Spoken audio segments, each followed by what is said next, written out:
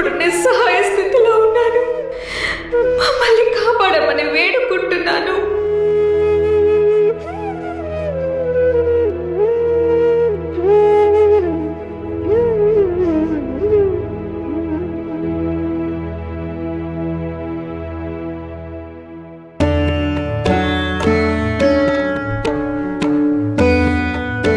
ఎవరైనా కష్టాల్లో ఉండి మిమ్మల్ని ఆదుకోమని రోధించినప్పుడు మీరు కూడా ఎంతో దుఃఖపడతారు.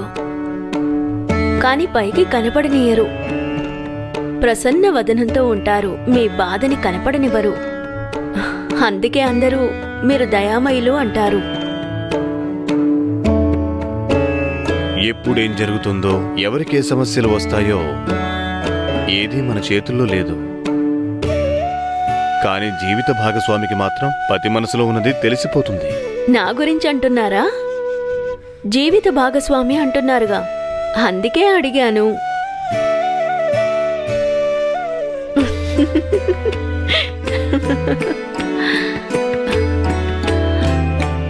అవును, నేను చెప్పింది నీ గురించి.